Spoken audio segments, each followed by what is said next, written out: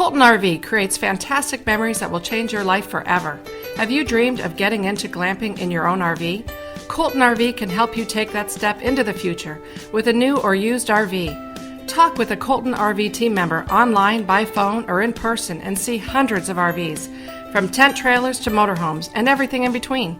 It's all about great selection, unequaled service, and low prices. Open late at 2 convenient locations, one in Tonawanda and one in Orchard Park, New York. Now is the time to see the future at Colton RV. Want to take your camping to the next level? Then why not try glamping?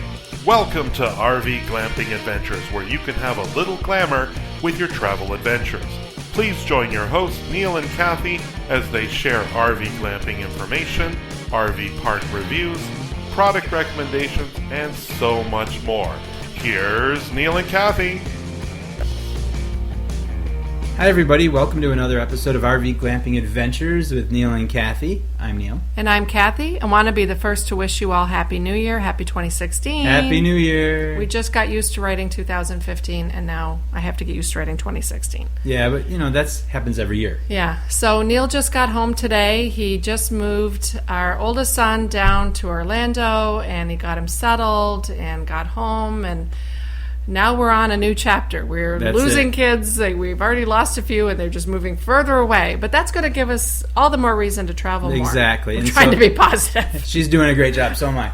But, heavily medicated. No, I'm just kidding. No. But, in that vein, though, with traveling, what better way to start the travel season than being safe?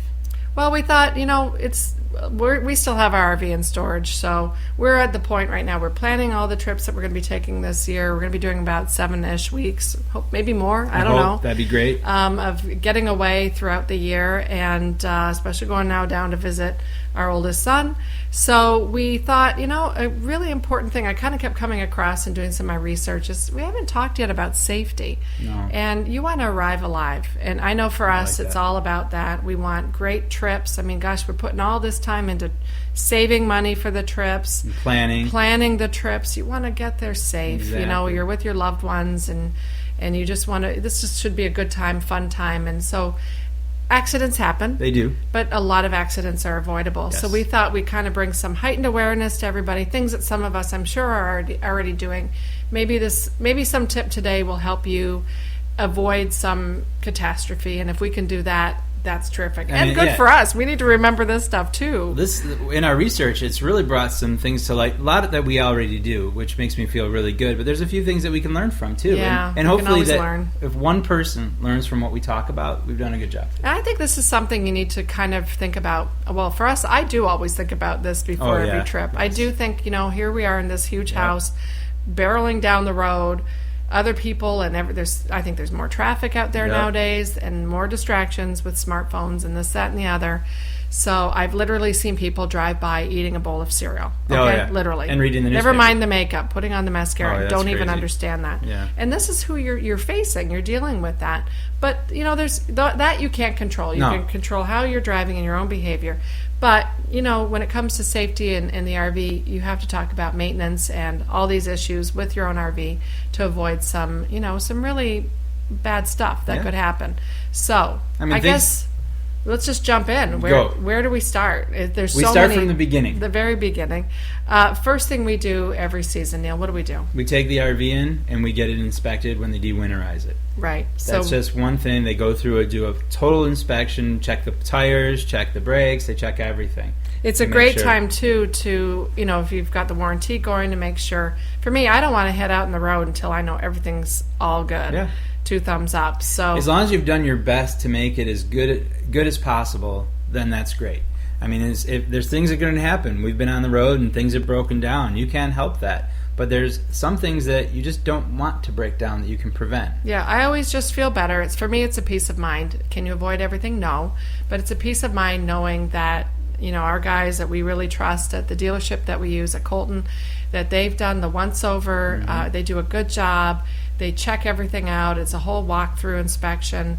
What all do they do, Neal? They've got the tire gauge. They do the I always have them check the pressure. tires. They check the wiper blades. They check the oil. We check the brake fluid. They check the brakes and make sure they work. I mean, these are all things that we have them do. It just, for us, our inspection coincides with the first trip of the year. So that's just for our standard New York State inspection. Right. And so in that end, they go through everything with that. But I think everybody else, even if you have like a travel trailer or you're towing something, you have to make sure that you're all set. Make sure your tires are good, that they're in good shape. All that kind of stuff. So yeah, that's the stuff that that's the just dealer kicking does. off the season. I was even looking on, like, insurance companies have their list, like Geico does RV, and they were saying inspecting all belts and hoses for cracking and replace when required, checking your headlights, turn signals, tail lights. Again, this is a lot of it New York State stuff. Part of the inspection. Checking your tires for the correct air pressure. I think and we're going to talk about that a little bit more in a minute. Oh, absolutely. But that's I think that's probably one of the biggest issues with RVs on the road, from fifth wheels to Class A's. That's something you got to think about. It's a lot of weight on those tires. Yeah, So. and sufficient tread depth. Checking your hitch or any towing equipment, making sure that's all good. And we're going to do the part 2 series is going to be about fire, dealing with avoiding RV fires. Exactly. So obviously checking your fire extinguisher, or you should say extinguishers. You should have 2 or 3 probably in there. Like that's one thing we're saying. I think we have one. We have one just in the entrance. We need to add 1 or 2 that are the A, B, C, D. And I put one outside too, because you never know. You never know. You've got this huge thing, and there's propane and campfires and all that. You've got to be safe. So that was something we kind of picked up on. Like, we could do that a little better. And that's what I think. When you start doing these things, there's always something you can improve on. Sometimes in you get used to doing certain things. Well, you should learn from your mistakes. Right. But if you haven't made, these are mistakes you hopefully don't want to make. Right. So I guess starting with that, that's sort of the first thing we do. I know we've had our batteries we brought them home this year after the catastrophe we had happen last year, where they crack from our severe temperature minus drop. 20 for like 2 weeks. It was minus 30. You always say minus 20. It was minus 30. Was How do you awful. forget that? I just forget it. It was awful. You want to forget that. But we brought them home this year. You've got them on like a charger. They're on a charger, trickle charger. So they should be good. But you wanted to get them to actually I'm going to actually this year have them install them. Because I want to make sure that they're hooked up properly. I took them apart. I know I could put them back together myself and bring them in. I will put in the engine one myself, because that one's easy and I can do that, no problem. And everybody should have an idea on how to do those kind of things. But as far as like with us, we've got an inverter, we've got the electrical equipment. I'm going to have the dealership just install them properly for me, so I know they're done right. Right. So then what we do after we get it all fixed up and done, oil change, all that good stuff done, at the dealer, we bring it home, and typically we're doing this about a week to 2 weeks before our first trip. So for us, that's going to be in March. We're going down to Florida, Disney. Ooh. Surprise, surprise. That is one of the only trips we have planned so far. We've got to get our acts together. But then we've been busy. Right, yeah, well, it's holidays. But then we do sort of our own once-over. We don't actually have this written down. Probably a written checklist would be a good idea, but we have our thing we do. You have to make sure everything's working before you're going on a trip. So we're opening the slides. You're doing this is more like that outside stuff. That's more your thing now. So what are you doing? Well, typically I check the tire pressure. They've already done all this at the dealership, but I do it again because I have issues. Then we actually have our own little gauge for that. We have a gauge. You should have that. One thing I want to get this year that we do have storage for is an air compressor that can inflate up to 120 pounds. Our tires are around 90 pounds on this, and I think I'd like to have our own compressor that we can just actually plug into the generator, basically plug into the RV, and I could make sure that we have the correct tire pressure even when we're away. So that I'm a little bit I think that's a good idea. Everybody, if you have the room for it, a compressor, they're not real big. You can buy one for $100, and I think it's a pretty good investment on that end. But we're going to give it a once through. I'm going to go through and make sure all the seals are the way they should be. I detail it. I usually wash the heck out of it and clean it inside and out. And I look for any cracking or any wear and tear, anything like, if you find like you're out there and you find like fluid underneath your motorhome, not a good thing. So you should have somebody take a look at that and make sure it's... And that's why we get this all de-winterized about 2 weeks before our trip. It gives us time to load up and do all the, because we've taken a lot of things out for the winter. Not so much as we actually stored quite a bit in there this year. But, getting it all together. We did a little different. But getting it all together, it gives you the chance to make sure, as much as you can, that everything is in working order and safe before you head out on the road. And then you're out there, And, there's places that could tow you and take care of whatever your needs are. But again, whatever you can do to avoid it, do it, and so having it for a little bit helps us to check it all out. You also, you're checking out the awning and making sure the retractor's working. I also grease all the hinges on the doors. I grease all the hinges on the door, the entrance door, the locks. I just grease everything I can. I also inspect because we have slide outs, so I make sure that they're all lubricated. And we're checking the holding tanks, making sure, because things can crack. And the leveling jacks, I also make sure that those work and are lubricated as well. Again, that's because we had problems with some of that on a previous model. Yeah. So you learn. Fool me once, shame on somebody. Yeah. So that's a big piece too, making sure all the holding tanks work and that the water, everything, nothing's leaking. Yep. Our dealership, what's kind of cool about it is, you could take it back over to there and they'll take a look at it. But a lot of dealerships now have mobile trucks that'll come out and actually take care of things on site. So at your, at our condo or at your house, or that actually, we've seen it even at the campgrounds we've been to, that they've shown up to fix things like your awnings typically. Awnings go, especially when you've had an older model, the awnings. Yeah, so making sure all your fluids are topped up, windshield, blah, blah, blah, blah, blah. So just, there's checklists online that are really great to use, just like safety checklists. As we get older, I feel like we need more and more checklists. I was going to say, for years, it was just right in my brain. We were so sharp, remember? But now we knew stuff. Now it's like, we're at Target. Why did we come here? Yeah. I just spent $200 and I left without detergent. Yeah, and I came for. Yeah, and I spend that time too, like while Neal's working on the outside. And a good point to bring up too, like you love to unload everything and put it all back in. So you want to talk about, just sort of the weight of the RV. Yeah. You know a little bit more about that than I do, but I know a little bit more. Where you're placing things, and there's distribution. When you look at like your RV, typically the holding tanks, for us, we fill it up with fresh water, and each gallon of water weighs about 8 pounds. So we have about a 90-gallon fresh water tank. So that's a lot of extra weight. 50 gallons. So that's a lot of extra weight. And, that's kind of dispersed in one way, and I think it's offset with the gas tank. So then I feel good about that. So that's one way to really watch your weight. And after that, you shouldn't load things on one side more than the other underneath. Yeah, you need to be thinking about distribution. It's really important. I mean, it sounds kind of like a duh, and there are like formulas to look at. There's vehicle weight that you're supposed to have, and then there's a maximum gross weight, blah blah blah. It's the technical aspects of it that are escaping me right now. But there's a formula to look at. But I think in the bigger picture of it is, if you just really common sense says, don't put more weight on one side than the other. Don't load up, like for some people they bring firewood. Don't put it all on one side. If you can spread it out along both sides, do that. I always think about, like, we've got a full-size fridge on the one side and then the tank is on the other. Yeah. If you think about the holding tank and all that. So I think, you need to think about that whole distribution inside and out and make sure it's weighted properly. Our tanks are more in the middle when you're underneath. And in that vein, we mentioned already checking your hitch and all of that stuff if you've got the fifth wheel or travel trailer. I got to tell you, we saw one accident where it must have been a travel trailer. It really was smashed. I'm not really sure what it was, but it had. I don't think there was the proper load was they weren't following what they needed. The weight control, and so the whole RV flipped. Yeah. And the car was on its side. It was a travel trailer being pulled by a Subaru Outback. Yes, right. Which was not a big enough vehicle for it, and it was like a 30-foot travel trailer. So totally avoidable. Totally. Like that's, I don't know. They were up on the thruway on the side. I mean, there's times that we've driven coming back through New York down the 90, and I am really almost at a 90-degree angle holding onto the wheel because the wind's coming across, and you're like... You're high profile. I feel like, high profile. High profile. You're like a big bulletin board. I felt like going against the wind, and I'm thinking, people don't have that together with their weight distribution or what's towing their vehicle. You know your hitch capacity. Yeah. All avoidable stuff. Yep. Be smart. Be safe. Yep.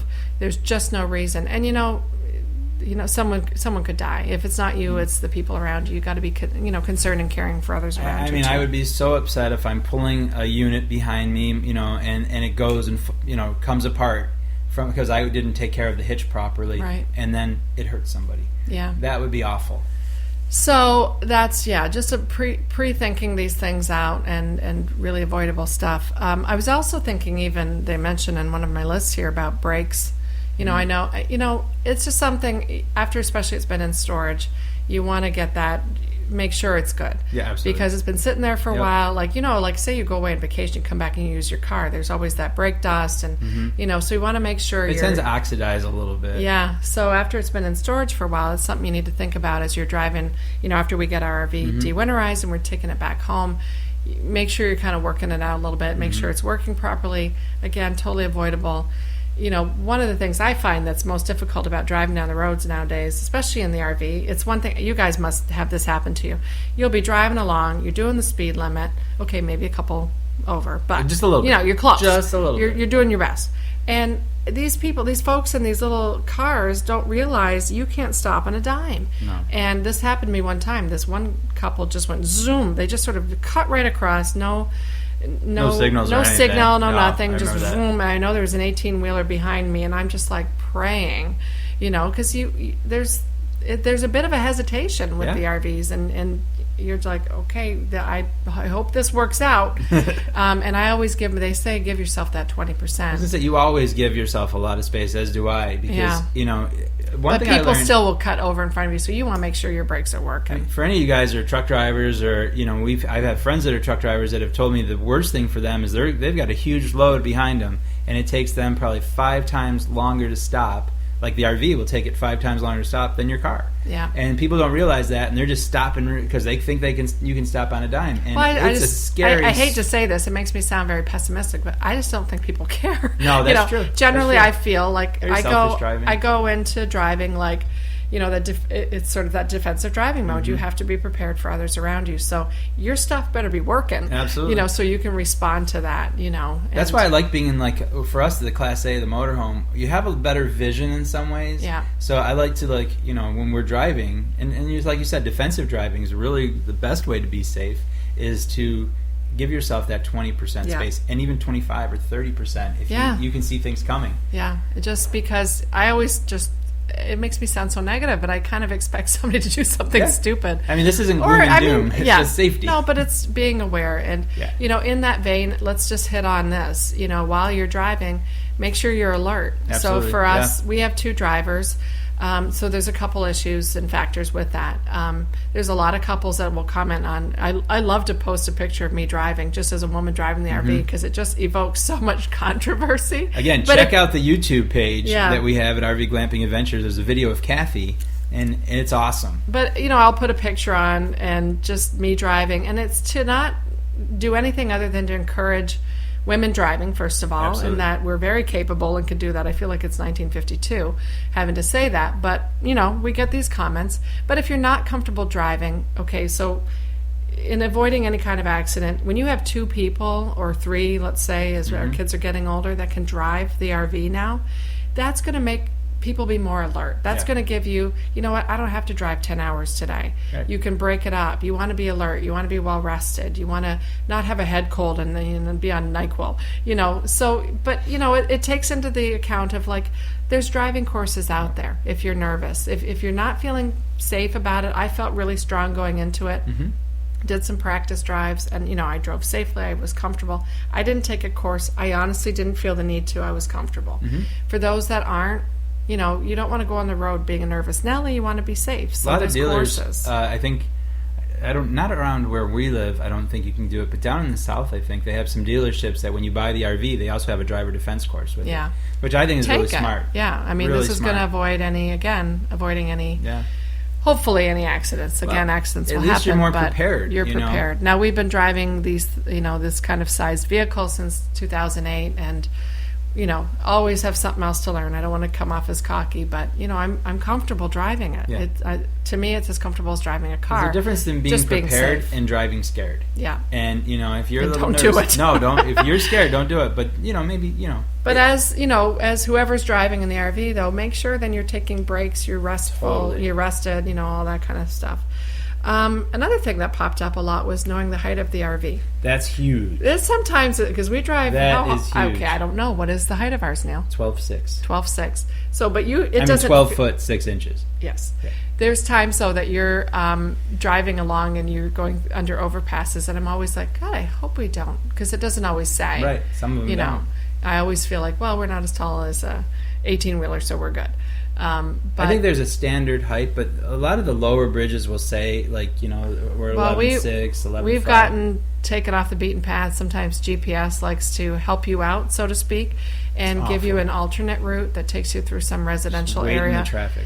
And we've just learned that's not always a good idea, because they're not, you've got to know your height. And, you could be driving in Vermont, let's say, and you've seen. You go down in Vermont. 9-10 feet tall. Oh, yeah, 10 feet, no trucks here. And then you've got to now you're stuck. You have to back out of a road, a windy, mountainous road.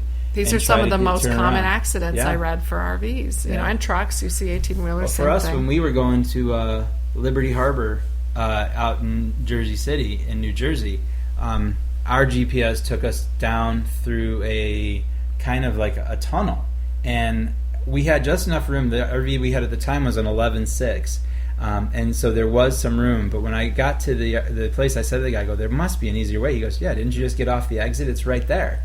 I'm like, oh, jeez, because the GPS was horrifying. Was awful. and we want to go back there, so we need to figure out how we did that. Had we had the one we have now, we would have lost the air conditioner. We would have lost it. And not only lose the air conditioner, it would have hit somebody. Yeah. And that's just awful. So, never want to be like that, and be prepared. And there are some apps that, like, you can plan, do your vacation plan, GPS now, and you could do it RV friendly. Yeah. And put in your dimensions and things like that. So just, again, avoidable stuff, something that you could, we all would have dealt with a problem. It would have been bad. And then how were you going to get it fixed in New Jersey? Right. Well, somehow we would have figured it out, I guess. But again, avoiding an issue is what we're trying to do here. It wouldn't have made the trip as much fun, that's for sure. Right. We had a great time. Yeah, it was a good time. We really want to go back. I think, again, I want to hit on getting a safety checklist. So there's one thing like starting off the season, whatever, but I think it's really good to come up with an idea of before you're leaving the campground. Right. There's a funny comic out there that has this guy, wow, everybody's so friendly at RV parks because they're waving, but they're actually going, wow, because he's left, he didn't unhook the hose, and the electrical, everything's sort of flying behind him. I think the antenna's up and the awnings are open. Awnings are open. So a good safety checklist to make sure the awning's in, for example, snapped in. I mean, that's another huge thing. Yep. Make sure your slides are in all the way. Yep. We had an issue where we had a slide, it went off the hinge, and it was, a bolt broke. We had a whole issue with that. That was in a previous show. But one of the things we do when we're done, we do I walk around and then Kathy walks around too. We to talk, make sure. we communicate, don't we? Did you do this? Check this. We've had an issue. Turn the propane off. Turning off the propane's huge. I mean, that's going to be episode 2 on this because fire safety is huge. Yeah. Worst thing for me ever would be that. Yeah. So the other thing, one time we were going through a toll, and the lady's like, "Stop, stop, stop!" And I was driving, and I looked in the side rear view mirror, and one of the undercarriages had opened up. Yeah, the compartment. The compartment opened up, and you had checked them all. I think maybe we didn't enough. I don't know. And now what I now do is we're a freak about it. Double check it, triple check it, and lock check it 4 times just to make sure. Now his OCD, which was already bad enough, is pull on it now. Yeah. All of them, but that could have just boomed. I mean, it wouldn't have caused any bodily injury, so to speak. But it would have taken a big hunk out of the side of it. Yeah. And so accidents come in a few different ways, and just cost to that, and it's just a stupid thing. I don't know.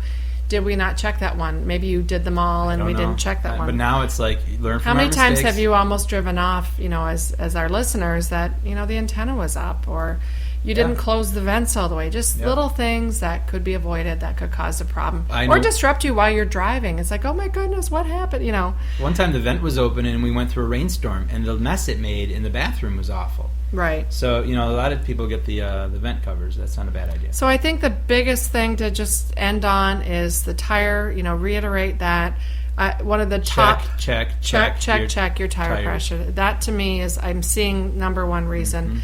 Mm-hmm. One of our friends even heading down to Florida, Reno, had a blowout on the way down. It took out a good part of his side panel. could It's have a been newer killed. RV too. Could have been killed. Totally. Could have taken out the whole fifth wheel or some car next to him. Yep. You know, by the grace of God, that didn't happen. But watch your pressure, watch your pressure, watch your pressure. So I say get a gauge like we have Yeah, we to have a take gauge. with you. You Yep. check it before and after Yep. every trip. And I actually do Check the treads, make Get- sure they're decent. get yourself a compressor.